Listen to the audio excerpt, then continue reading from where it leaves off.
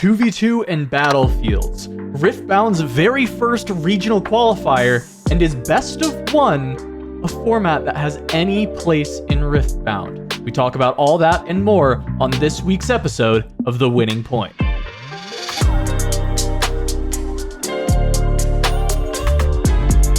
You know, it would be really nice if when Blevins was gone, if we did the cold open without him. Just because we've removed the cold open, but now that Blevins is not here, then we actually do the cold open. Did it get removed one time? I'd never been removed, I think, in the history of the pod. Yeah, we killed it last week because people skipped this part. Wait, but actually? I think we should. Yeah, that's crazy work to me. We should. I think just do it, but just transition faster.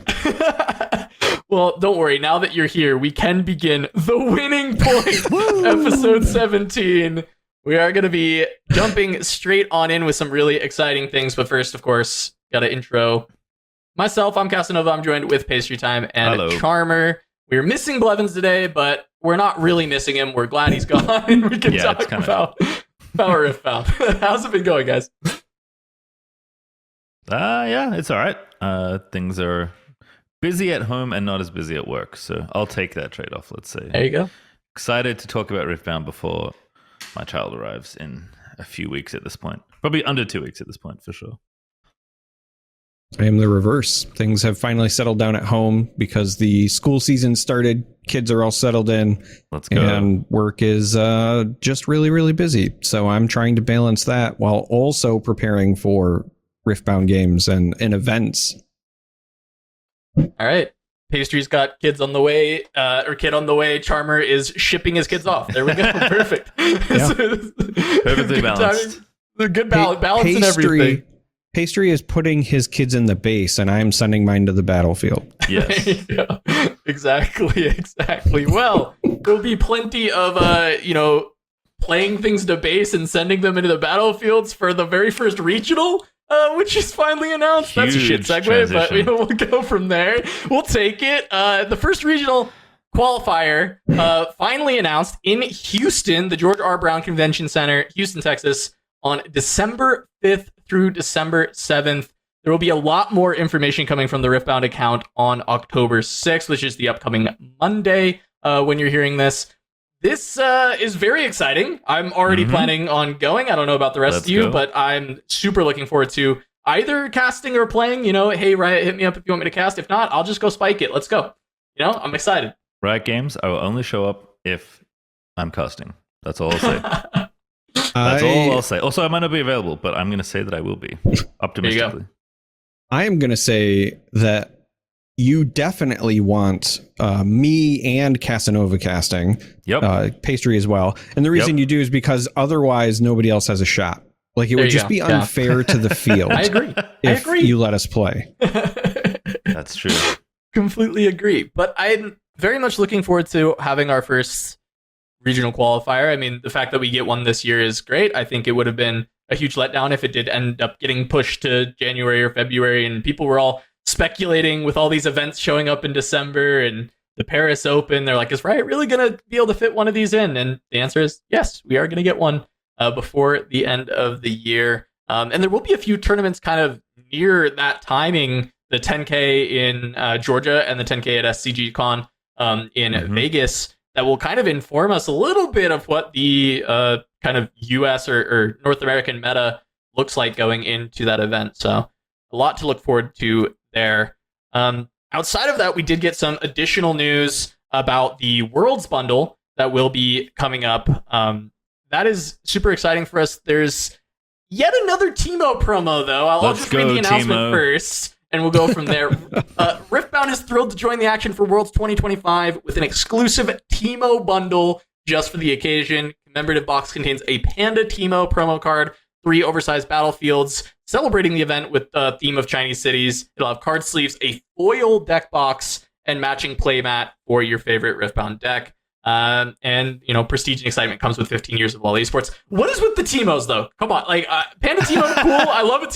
Why is every promo a Teemo? What is this? Why is it Lux skins all over again? I don't know why the first one is Teemo, but I do understand why this one is Teemo. Sure.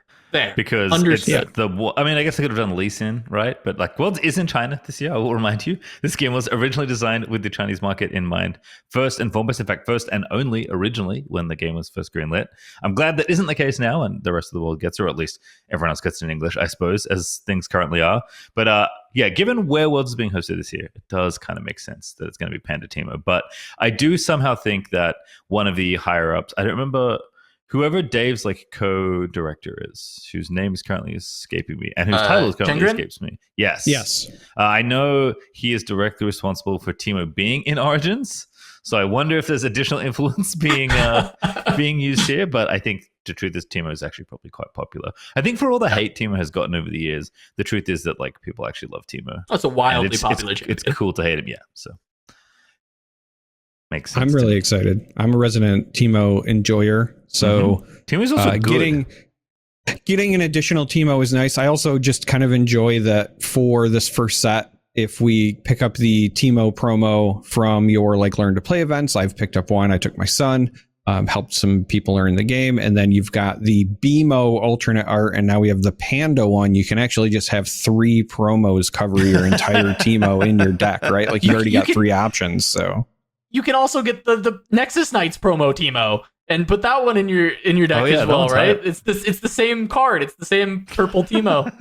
There's 4 of them now, all right? 4 Timo promos. Yeah. It's only Timo promos. Panda Annie was right there.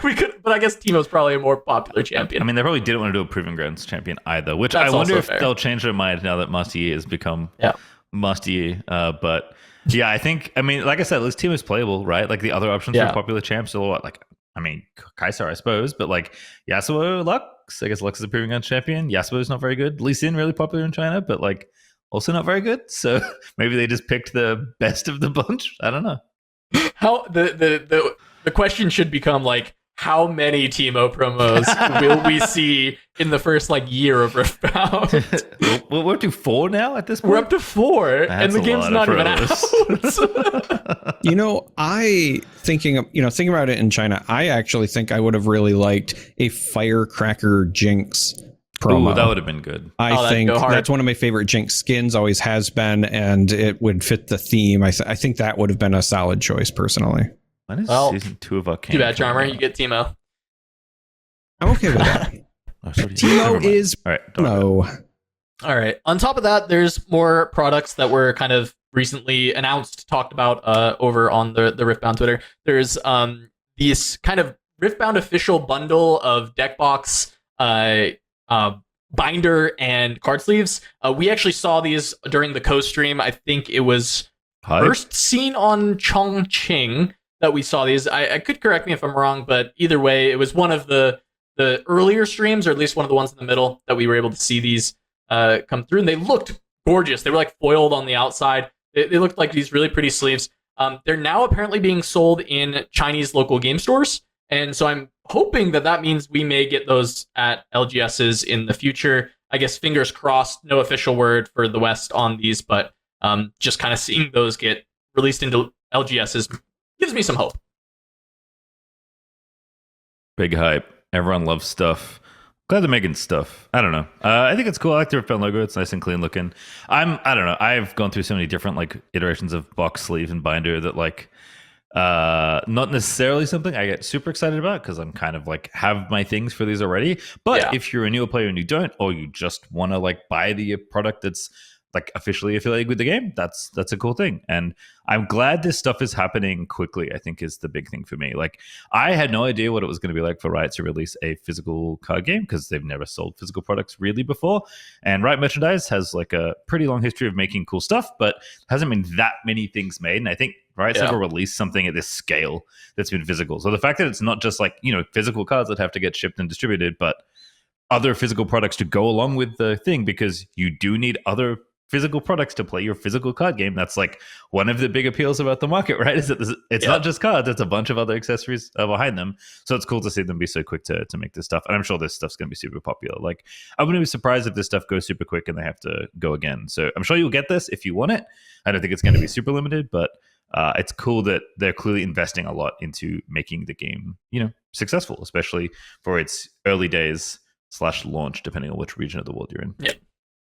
I just hope the quality, specifically on like the deck boxes and the binders, is really good because I am a sucker for branded merch personally. You talk about like, hey, if you want the official thing with your game, right? So like these Gamegenic deck boxes for Star Wars Unlimited.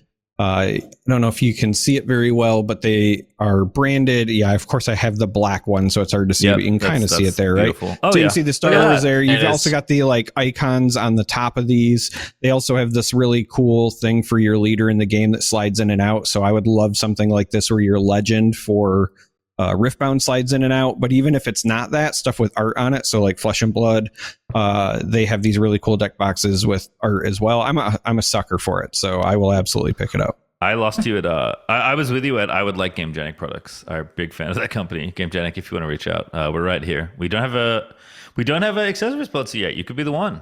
Just saying. Could be the one. Just Could saying. be the one.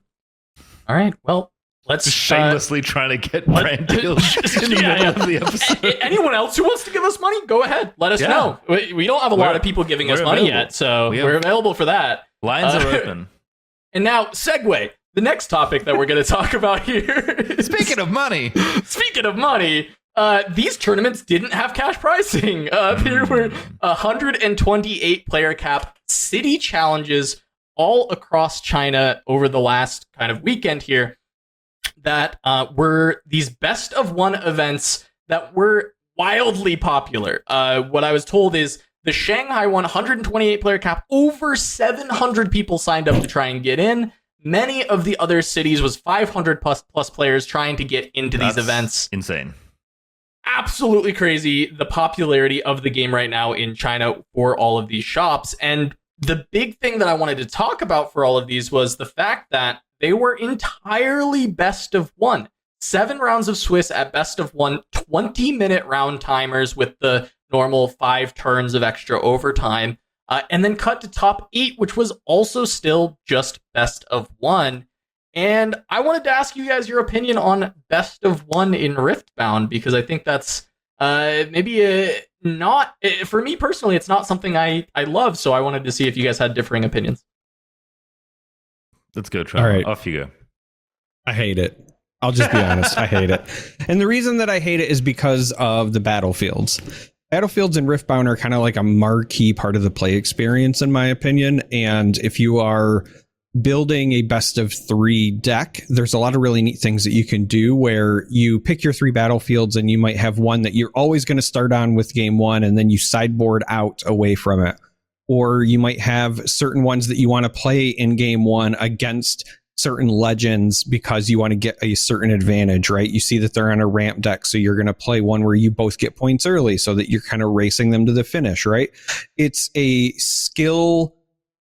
It's something that showcases skill, right? It's a skill opportunity for players to express that. And when you go to best of one, whether it's you just pick your favorite battlefield or you randomize, whatever the case may be, what you're really doing is you're limiting the ability for the skill to matter. And in many cases, it could also be more polarizing. And I think that's the other reason that I dislike it, right? Because in those scenarios where some decks have like a battlefield that is really good for them, if you're randomizing and they hit it, then that feels very weighted. If you're going with the version where you're getting to choose which battlefield and they always get it, then there's kind of no way to claw back into things, right? Because sometimes you might say like, hey, I can beat this deck 2 out of 3 times. I just can't when they get their preferred battlefield. But now, what do you do, right? So I'm just not a big fan of best of one. I'm fine with best of one in other card games.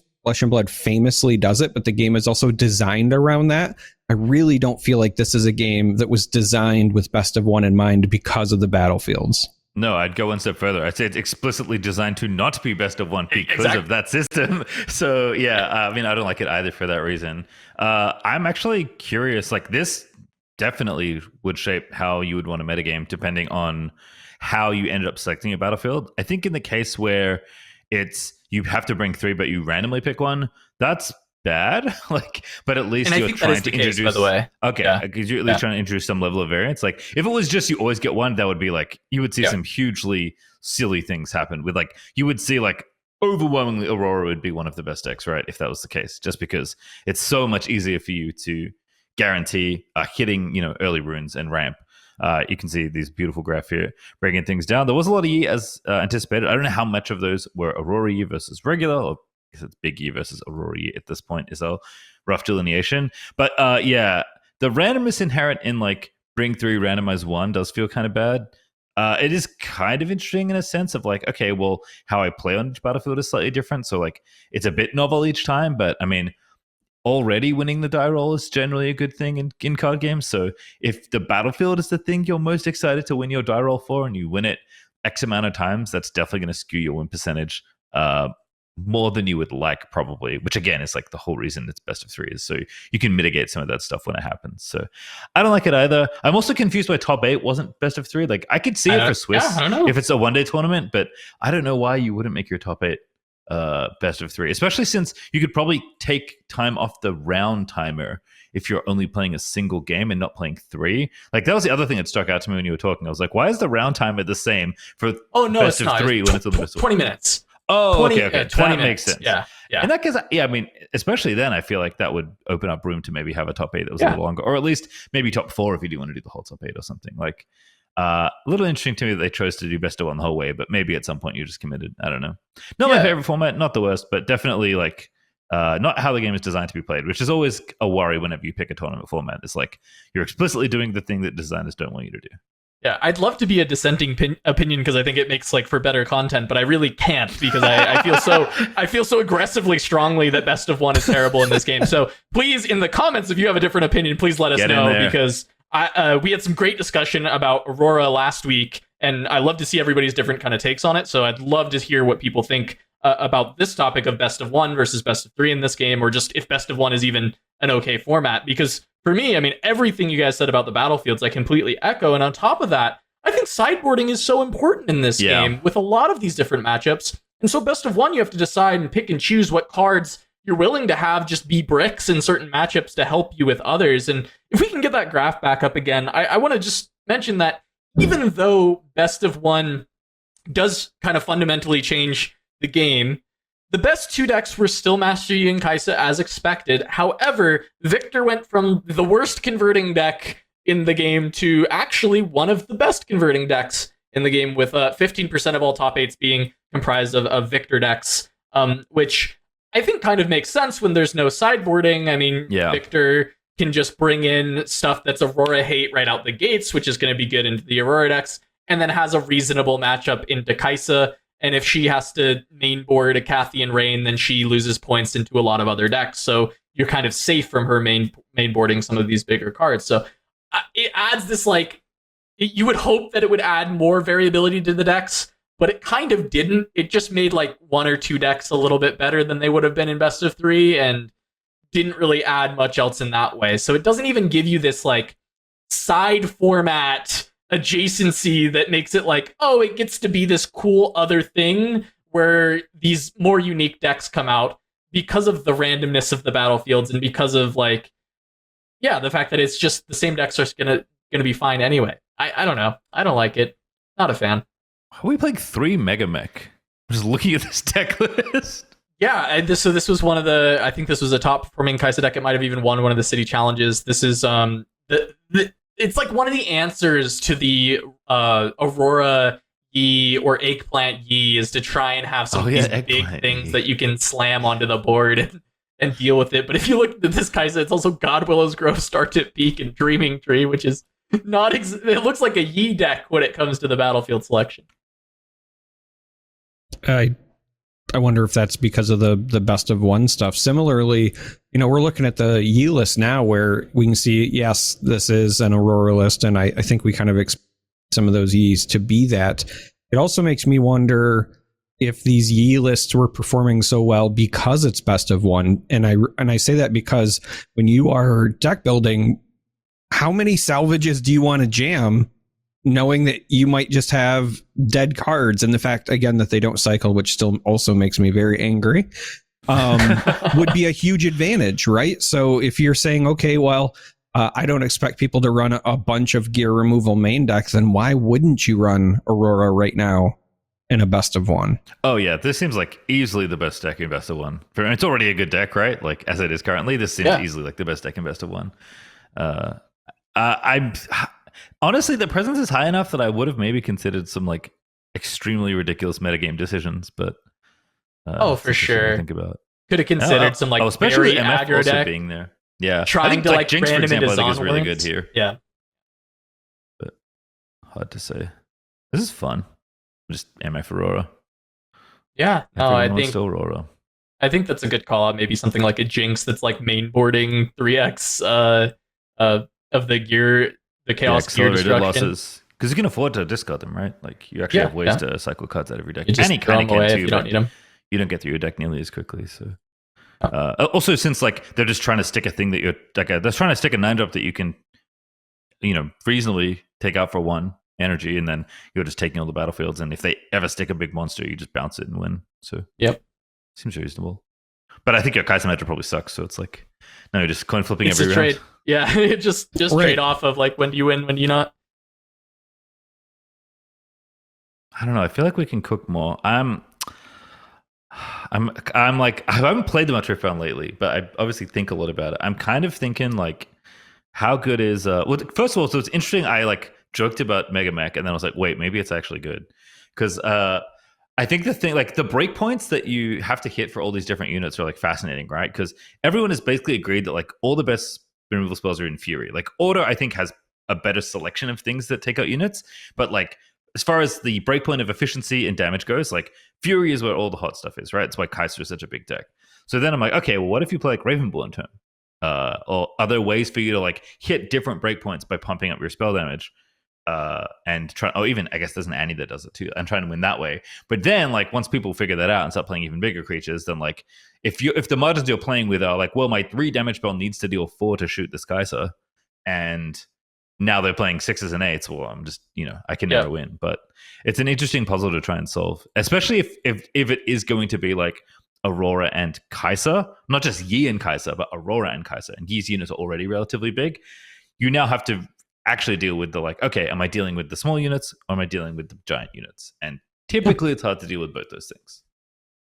That's where it's kind of become tough for this meta in general, right? Is like we just kind of have all these decks that want to go underneath Aurora and they just get consumed by the Kaiser players. And then the Aurora players beat the Kaiser players. So we have a triangle meta. We have like a theoretically healthy triangle meta, but it just is not exactly playing out in that fashion, right? Yeah. I do wonder if some of that is just because of, again, player skill navigating the triangle as well, because one of the things that makes a triangle meta healthy usually is that, yes, you have decks that are positioned to beat them, but they also shouldn't be so polarized that they're an auto loss, because then that also feels bad. You still want some agency. Ideally, you've got your triangle, but it's a bunch of like 60-40 splits.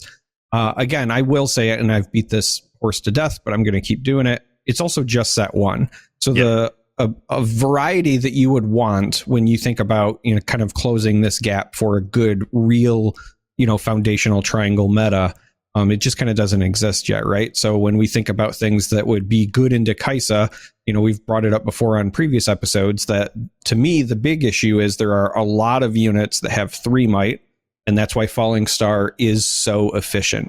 And the moment that we get more options that are economical at 4 might, or the ability to easily get them at 4 might, when they're being targeted by spells, well, then it might be a different story, but we're not there yet. Yeah, there's still, every time I think, maybe I'm just like on the copium because I really want Ari to be good, but I do think Ari is good. I don't know. You can like, it is awkward because like you do get kind of got by Falling Star, but you also have a ton of different ways to maybe mitigate it. So I feel like there's something there, but maybe it's just missing a piece or two. We still saw some good Ari stuff, especially with the like time warp setup with green to try and beat out on the Aurora decks, right? Trying to go faster than Aurora, and then from there, I mean, they can play a good amount of units that deal with Kaisa. I think people have found some Ari decks that work. And she definitely feels like just that one tier under, where it's like this deck is definitely good.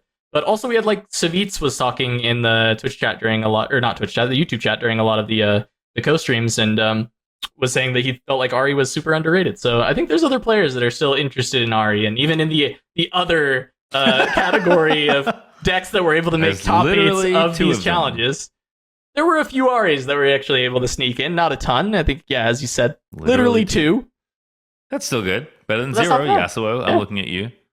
Yeah, not bad. Even a Bolivar was able to sneak in and get one, and no Yasuo, right? That's But true. There's 4 champions missing of the 16 that are in the set. Lux, Which is not Garen, bad. which not that surprising.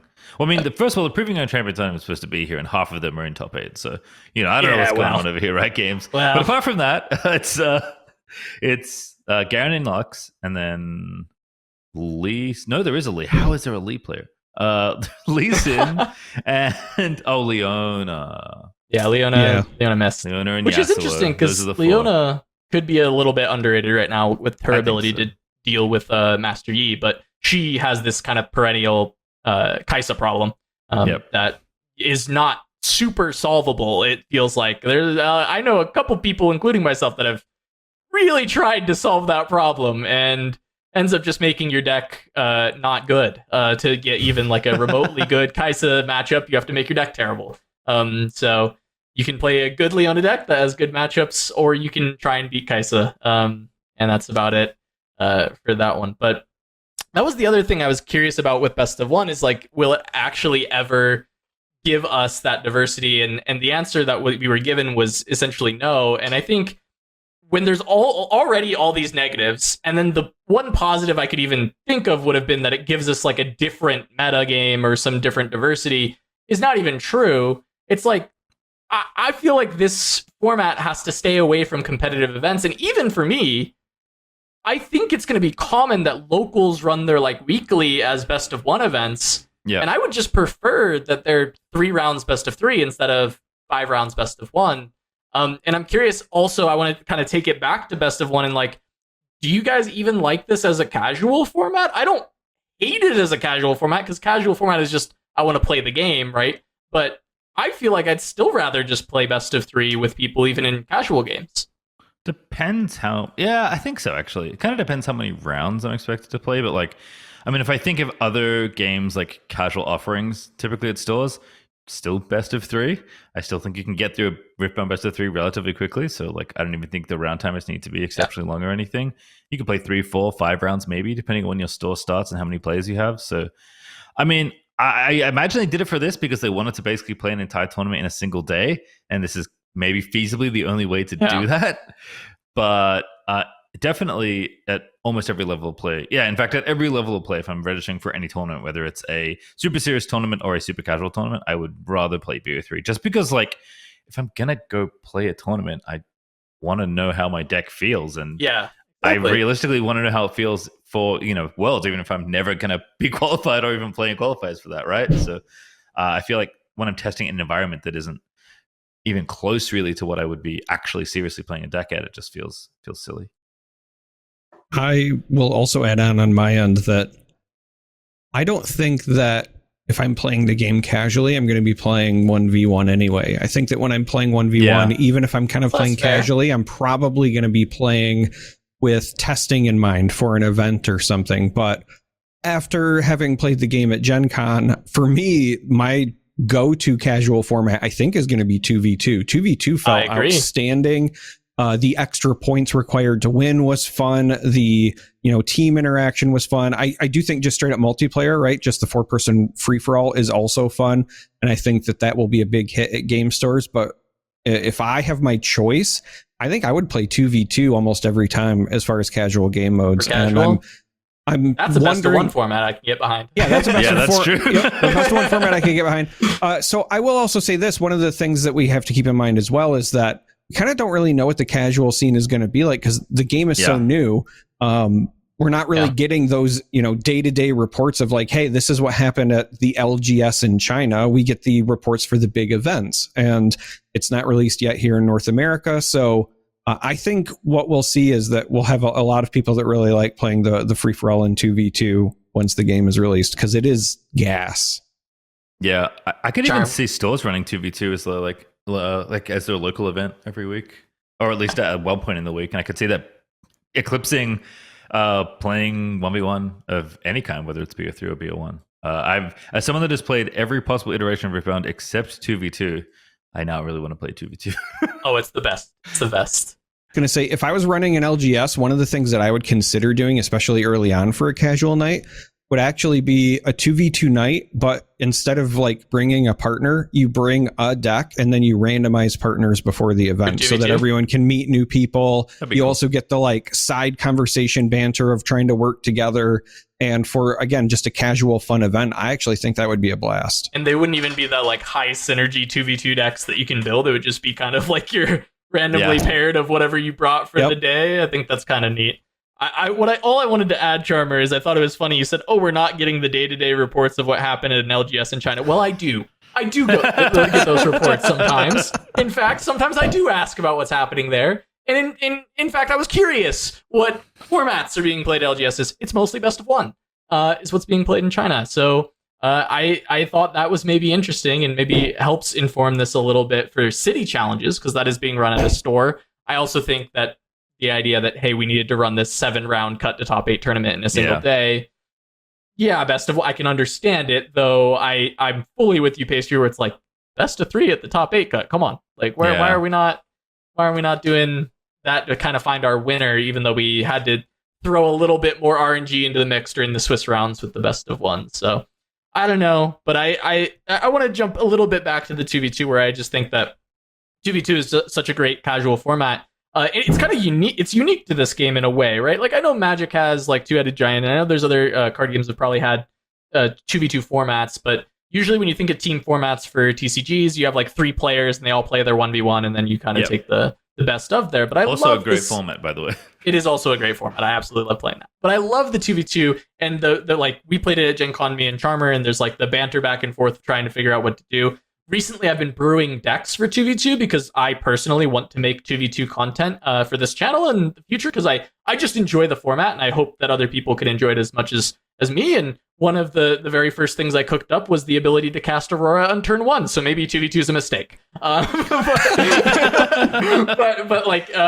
there's just these really cool interactions you can do between 2 different decks. For anyone who's interested, I don't need to hold on to that piece of info. I'll make a video about it when we play it down the line, but basically double Obelisk of Power, promising future on turn 1 from a blue player, and your teammate has Aurora, so you can Aurora on turn 1. But I just think there's just a lot of really cool combinations that you can do. You can ride the wind a Tryndamere 4 times in a turn, right? Like there's just like a lot of very, very fun, goofy interactions that you and your friends can come up with to play these really exciting games. And I will shield 2v2 as a format probably forever, because I think it is the best casual format. How many points do you need to win? 11. 11. And you share the points between you and your teammate? And you can each score each battlefield once a turn? It sounds Yes, but if your opponent... Well, you can. Yeah, you can, but it's kind of limited, because if your teammate already has a battlefield, you can't score that. It's already occupied by technically a friendly. So the only there's 3 battlefields. 3, okay. In 2v2. So it's like, yes, you theoretically could score all 3 in a turn, but you would also have to have them all open or contestable every time, which in the game that Cass and I played did not occur. Oh, I can sell this format to Pastry so easy. Yasuo is one of the most valuable and best legends in the format because of your ability to move not only your units, but your allied units. So, if you have control of a place, you can Yasuo ability move their unit back home and then go take it, or move them to another location to conquer it and go take it. And there's a lot of little shuffling that you get to do with that. One of the Tryndamere one is like Annie Yasuo combo. And you can try and score 6 points with a Tryndamere on a single turn, taking all 3 battlefields from the other team by using the Ride the Winds, and you get to play 6 copies of Ride the Wind between the 2 decks and have Yasuo ability. And so I think there's just like these really cool combos that you can do. Purple Yasuo, obviously, also another way that you can kind of get these extra points cheated. And I think somehow we got to this 2v2 discussion, and we mentioned 2v2, and now I don't want to shut up about 2v2, because I just love the format. I love the format so much. Seems great. MF seems fun too. Gives units ganking. I guess all the friendly unit stuff counts as your allies units too. Yes. Because the nice thing about the game is like it's templated. It's templated for multiplayer already. So most of the things can affect anything, right? Most of the pump spells can pump your opponent's units if you ever want to do that. I don't know why you would, but you technically can within the rules. So it's nice that like both free-for-all multiplayer and team multiplayer are naturally supported for the most part, by the game's templating. So the fact they don't even have to change very much to like accommodate things like, this ability, like friendly means this is the only change they really have to make, right? So, I mean, look, that game was designed intentionally that way. Feels like 2v2 was not an afterthought. It was probably something they thought, this would be cool. Let's try and make this a thing. And sounds like they succeeded if you're both yapping about it. And I really want to play it now. And I've only heard you talk about it. So that's a good sell for a format. Also, if anyone else is like as nerdy as me about 2v2 and wants to leave any of their deck ideas in the comments, I'm also just looking for more like really cool, niche, funny like 2v2 decks. I'm like building a catalog of them to try and like make 2v2 content in the future. So give me your ideas. Tell me what you would love to see in 2v2. Like what funny little situations you can cook up. Can you hide cards controlled by your ally at a battlefield they control? I don't remember. My understanding, if I remember right, is yes, because you can, like you as a team control the battlefield, which is the same reason why you can't like score it. The one thing that was a little bit interesting is you also can't like double up on a battlefield. What that means is that like if I have units at a battlefield and I'm occupying it, Cass couldn't also send his units there. Reinforce there. And it kind of made sense when I started thinking about the site where if you have a certain number of units on it, you just win the game if you hold. So I was like, I guess that makes sense, because otherwise you're just going to have like one person on Victor, one person on Darius, and it's just token spam. So yeah. I mean, that's also reasonably like a deck. Like you could reasonably bring a deck that tries to win from Plaza, right? Like that's also cool. Like you could just be like, all right, well, I'm going to make all the tokens and we're going to move things there and you're going to play all the counter spells. And when the one turn happens, we need to hold this thing. We're going to try and make it work. What's so funny is we wanted to talk about Battlefields today in the context of Best of One. Which but we're going to doing. Start the conversation for 2v2 because I was going to bring up Battlefields and how cool it can be in the strategy of building the decks. Because normally for 2v2, it's a Best of One because it goes to 11. The games take a bit longer, right? And you're going to shuffle up all the battlefields, and so you'll get a random one out of your 3 anyways. Or you can play it where each player selects one, but then you're still shuffling them up and getting rid of one of these battlefields, right? Like multiplayer. Exactly, right?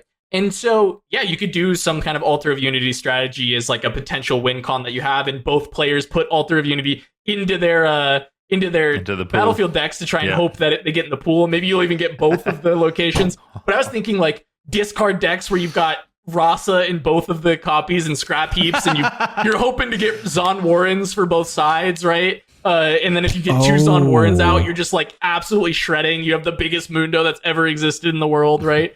There's like so many cool ideas that you can do with that, where you synergize the battlefields and you can just create this like I was saying, double obelisk in turn 1 casting Aurora, right? Like you can just set up these crazy situations. Now you've got me thinking about, if you're both on Rasa or Reanimator decks, then you could have both players running, max copies of Invert Timelines. Yep. Exactly. Yeah. So you're making everybody wheel at the table, annoying your opponents while also, just burying for both players, which I also really love. Mm-hmm. Yeah, I think it would be kind of want to do this. So in the Tryndamere Annie, the combo Annie Yasuo deck, it has both of these things included already. There's Zon Warrens in both decks, Invert Timelines in both decks, like just trying to dig for these things, because then you just reanimate the Tryndamere on the Annie side and then you bring it in, right? So there you go. There's your combo deck already. Trying to think, because I was thinking like, how do I get a unit to a battlefield to fight it? And Charm isn't in any of the colors you just mentioned, because it's in green. It's in Yasuo. Trinity's in the Annie deck. Yeah, Trin's in the Annie deck. Yeah. Oh, okay, never mind. That's hype. Yeah. I was trying to think if there was another spell, but it so doesn't matter. Annie has to play out the Tryndamere, but then Yasuo gets to help move the Tryndamere around the world. it's globe-trotting Tryndamere. That's pretty cool. You get to play all the comp pumps. That's sweet. I like that. Yeah, exactly. So you play a bunch of masks on the Yasuo side, so that the Tryndamere is just an 11 baseline when you've played all 3 of your masks out, right? And then you've got the pumps, so you can like on guard the Tryndamere when it gets sent in, to make sure you hit that 5 breakpoint over whatever your opponent has there. It's I don't know if it's any good, but it sounds really fun. It does sound really fun. Big fan. Yeah, Yasuo's the train conductor at that point. Yeah. Exactly. Yes. Good time. I was thinking about double bandletree. That's where my mind went. Just hiding everything. Yeah. Yeah. Oh, just like an insane hidden strat. That'd be sick. I'm actually, this is very off topic at this point, but I'm excited for more hidden cards. I think whenever you have like a hidden game mechanic as part of a game, and the pool of cards it could be is small, especially because Riftbound has domains, so it's obvious, it's even more obvious what it is, right? Yeah. Especially in 1v1. I think generally like that game of hidden information is really fun. One of my favorite things about many different card games. But obviously, when there's not that many, it's not as fun. So I'm excited for them to print more of them because the scope of different cards you could print is pretty wide as far as hidden stuff goes. So, and I think it's generally both fun and quite powerful. So excited to see new hidden cards whenever they inevitably pop up. But not really the thread of conversation we're having, but it's where my brain. I'm waiting for some legend that's like for 2 power, you can hide any card that has 5 energy cost or less, and now you're really stuck guessing. That'd be fun. Would probably be broken. Yeah, I think so. I can't imagine it not being broken. Oh, you're moving in? How about promising future? If it broke timing restrictions, I think it would definitely be broken. If it made you keep them, it's interesting. But hidden inherently as a keyword breaks timing restrictions. Yes, it does. Yeah. So it would have to then have additional wording to say, well, hidden actually doesn't do the thing that it says it does. That's true.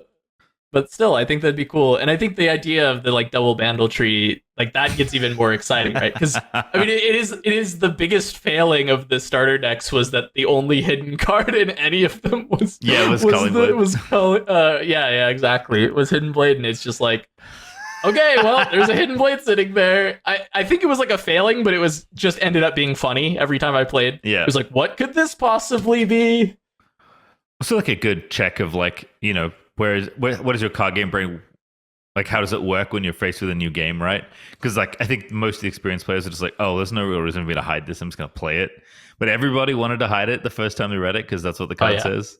And inevitably, it's like, oh, this actually is worse for you. It's worse that I know what this is than you just like, I don't know, playing it normally for not that much more. Well, one of the things we were talking about with these battlefields was just like in deck building, how important battlefields are. And I wanted to pose the question to you guys and then also to our comments. Are there any battlefields that you think are a little underexplored as build-arounds for potentially game ones where you can then sideboard out? Because the main one we've seen as a build-around for game ones has been Zon Warrens, right? And then sometimes we've seen some like Dreaming Tree stuff where you include, especially in Kaisa, where you're main boarding your retreat, so you end up playing a Dreaming Tree out the gates. But I'm curious if there's any of these battlefields that maybe we haven't seen people take some game one strategies at. For me, there wasn't anything obvious, and I just wanted to know if our comments have anything, or if either of you guys have had a chance to really dig into the battlefields and see, are there strategies you specifically wanted to play surrounding a battlefield that maybe you could side out a couple cards after that game one and then still play a normalish list? Yeah, so I'm perusing right now, and the things that jumped out to me initially were like, I think there's some battlefields that are underplayed that are just good, and I think we don't really have the deck for them yet, but I think both Back Alley Bar and Vilemore's Lair are both really good battlefields for specific decks. I mean, I think I mostly say this because they're getting Yasuo. They care about moving, and you having the ability to make extra moves when your opponent can't. They're good on either end of the spectrum for that, right? Bar is good when you're moving a lot. Lair is good when you can move and your opponent can't. And I think generally they're both quite good and just a little under-repped because, again, the decks that are currently getting played don't really want to play them. The one that always sticks out to me, though, actually, when I think about specific decks I could mold a strategy fully around, actually, Hallowed Tomb. Yep. This is the one where if you hold it, you can get your chosen champion back. And I don't know what champ you're recurring enough times to actually be good, but there will be a deck at some point that abuses the ever-living hell out of this card. And we'll be thankful best of 3 is a format by then, because you only have to play against it one game out of the 3. Just real quick, I wanted to note that we did see Hollow Tomb in one of the E decks that made top 8 of the one of That's pretty the cool. Chinese regional opens. And the idea was that you're going to hold at some point, you're playing Master Yi, and getting another orange Master Yi after you've used one is like game sealing very frequently. And it was cool. It worked really, really well. So I think that's a great call out as, hey, maybe there's a deck in the future that can even abuse this even harder, maybe with like a low cost champion that they can use to get a lot of control of the game and then just hold to recur it almost like endlessly, right? Or one with like a ETB effect or a death knell, right? That you can kind of keep trying to get some like abuse out of, which I think is really neat. One that I also wanted to talk about that's come up a few times in Lux and Kaisa decks, but often has kind of faded out, but I think it could find a deck where it's incredible down the line. Maybe it takes another set or two to get there, is Fortified Position, right? Because if you can have this as a one-sided effect where your units are always going to have this like +2 shield defending, but you're just killing their units with spells over and over again, that kind of has some really cool implications. And there are decks that can currently use this really well, but there's not a lot of players that are choosing to go in this strategy. And I think maybe the deck that really wants to abuse it isn't there yet. Yeah. So for me, it's definitely Hallowed Tomb. And you really touched on it, Cass. For me, at least in this first set, it should be used for legends like Ari or Teemo in my mind, where the chosen champion is likely going to be very low costed. So you can make use of this early, right? You want to get it out of your champion zone so that if it goes away, you can get it back. Teemo in particular, especially if your chosen one is the blue Teemo, means that you can continue to kind of get those, hidden triggers, etc. I also really think one of the ones at least I thought I would see more of was Vile Mauslayer. Yeah. And I thought I would see more of that just because I expected Set to be more popular. And that is a site that if you are running into Set can be very detrimental because the units can't, be recalled essentially. They can't move from there to the base. And that means that you can dictate essentially the battlefield movement of the Set player because they can't keep repositioning them by having the unit pseudo die, protect it with the buff, etc., send it back to the other battlefield, so on and so forth. You can kind of lock them into one location. Yeah, I think those are both good calls. The other one, I think this is less impactful than the ones we've been talking about, but I'm just a big fan of Candlelit Sanctum in general. I think it's a really cool effect. Oh, yeah. It's like a nice incremental advantage effect. I'm just the kind of player that loves looking at the top card of my deck and rearranging them a little. And the fact that there are a bunch of vision cards that aren't very good, I just would also like better vision cards. So I assume at some point there will be a deck that cares more about this mechanic and wants a battlefield like Sanctum, and I will very much enjoy playing that deck, but until now it's kind of just like, I don't know, slight bit of extra Nocturne value, maybe, if you're playing They're Nocturne, already scared of Nocturne, I think. I mean, there were some Hook Darius decks that were playing it to try and find Hook earlier. That makes sense. That's cool. So there's some decks that like it, but there's not like a level of abuse on Candlelit Sanctum yet that can exist.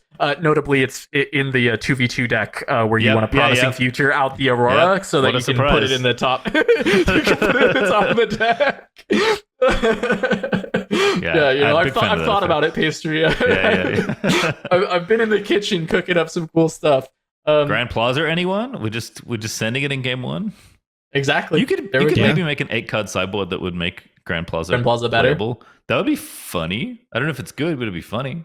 Yeah, I mean, it might be a set or two to get there, but there's already a lot of token spam. So if we get kind of a critical mass of that token spam and ways to protect it, I could absolutely see it. I will say, if Best of One is ever a thing and they make the strategy slightly better, unironically, Time Walk Grand Plaza is like a real way to win games. So I don't know if it's ever more efficient than just straight time walking normally, but if the critical mass ever gets there, this is a real combo deck you could play.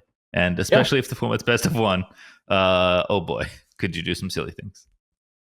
All right, well, if you have any battlefields that you kind of think that are maybe underrated, something that you would want to talk about, please let us know in the comments. We'd love to hear about it. Let me know the 2v2 decks. I really want to hear about it. And also, if you have any questions for us, because they could end up in our mailbag, which we are going to head straight to our mailbag now. Some of the questions that y'all left on our last episode. This is from Tacos and TCGs, especially now that we're multiple events in and have seen the meta start to unfold. Riftbound looks to be incredibly fun. Agree.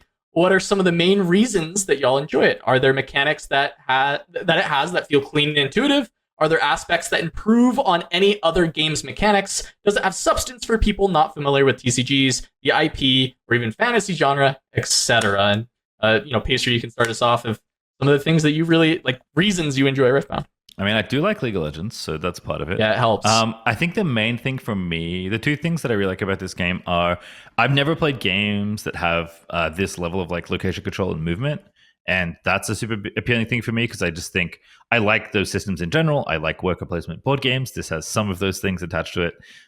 That system of scoring points and moving and controlling different battlefields is really, really cool. So a big fan of that. The other one is I think they landed on a really interesting sweet spot for spell timing, where there is enough interaction that it feels like there's a lot of decisions you get to make, but not so many that it's like overwhelming and it like bogs the game down a bunch. Like you could have certainly made the game more complicated and it would have been arguably better in the sense of like it might have been even more complex and deeper, which I certainly like. And I know there are players out there that do, but I think they picked a really good middle ground of like, we're going to make it so that you feel like you have enough agency to interact, but we're going to like put guardrails in there so it's not every single, pass window in the game where there's something that could happen.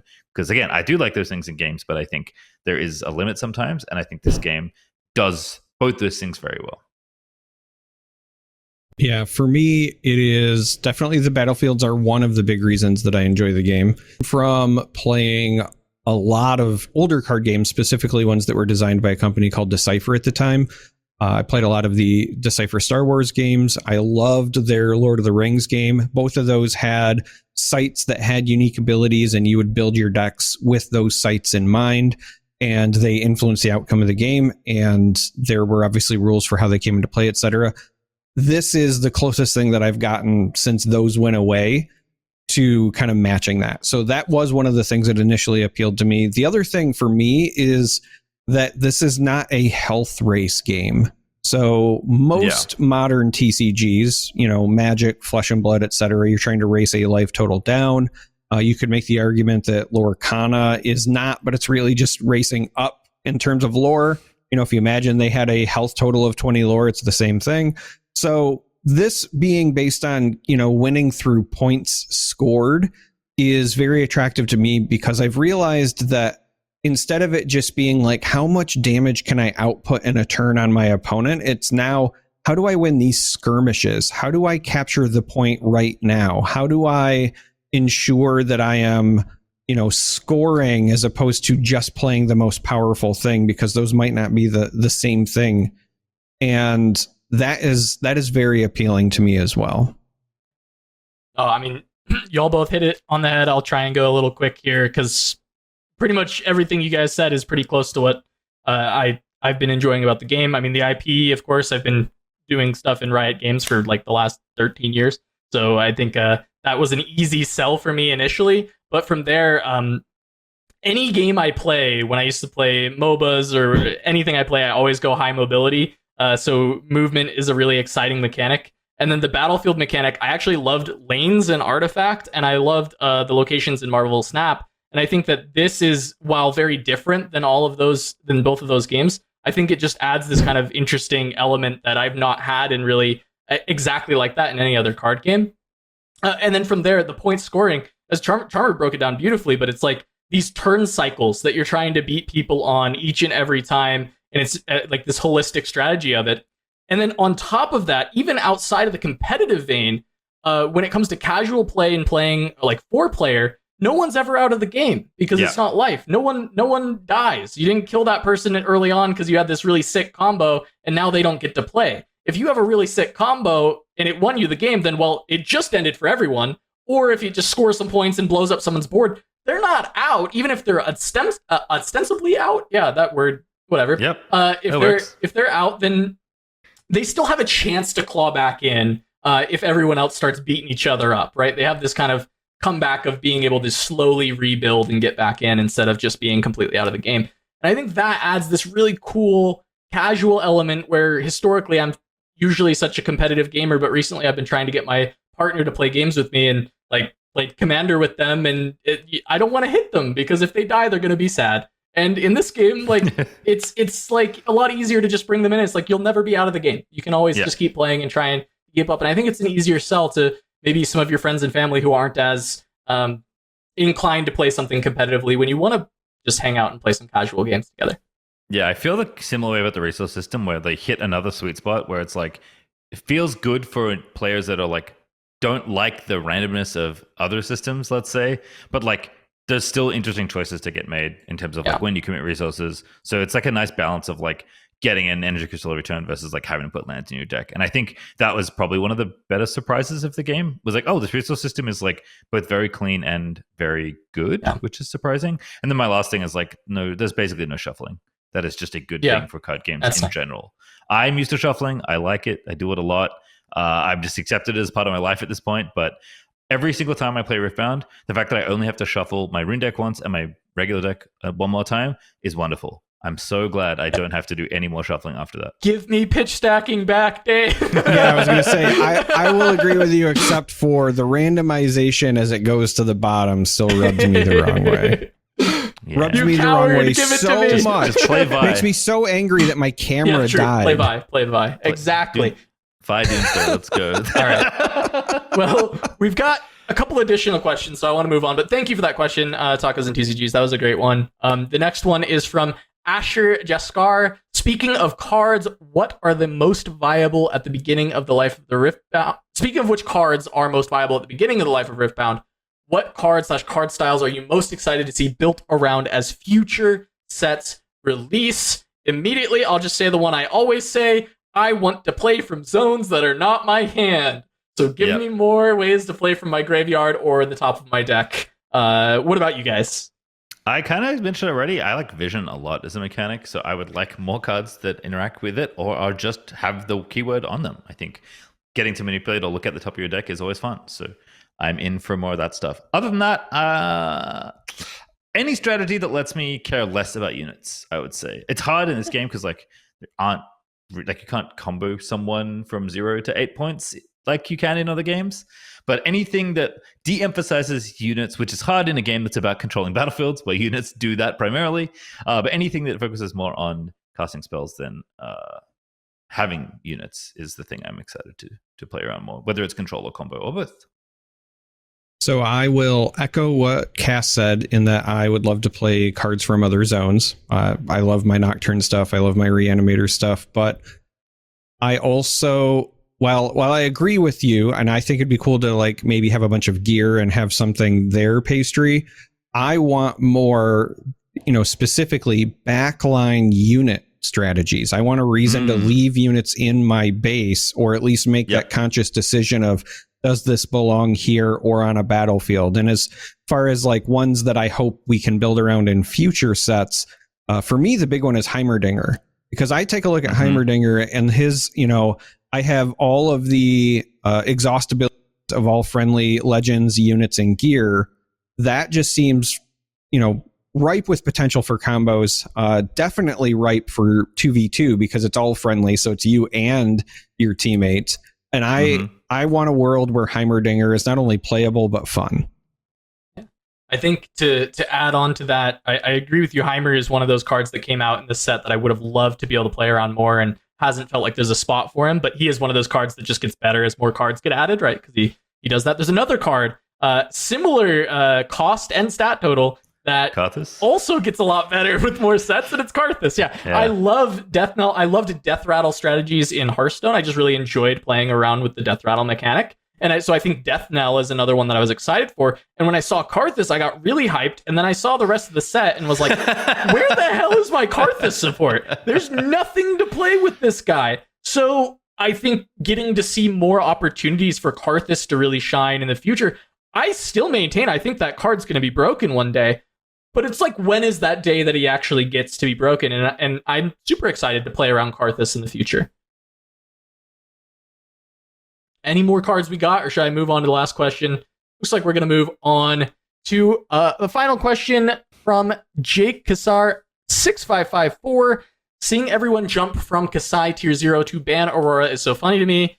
If all of these happened, Kaisa, Falling Star, and Master Yi and Aurora get banned, what do you think the new meta would look like? It's a very funny thought experiment of like, if the two best decks are gone, who gets to be like King of the Ashes or Queen of the Ashes? What do you think, Pastry? I mean, first of all, this is like the funniest thing ever, because every card game goes through this cycle in every set.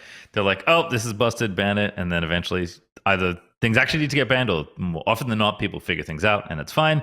But it's funny that this happens no matter how old the game is, even if it's not released in one region of the world yet, people will still do this. I think the trend of numbers on cards mattering would hold. So I think Darius and Set would probably be the obvious places where people would go, where just people want to play big number efficient stuff. I think Hook gets even better. I think well-studded units get better. And I think Buff gets better. So I would say those two. Yeah, I think I would agree with that assessment for the most part. If I was trying to build a new triangle, assuming that all those bans happened, then I think that Annie would likely take the place of Kaisa, just because Annie's ability to be rune efficient and still have access to all of those removal options would position her, I think, in a similar spot.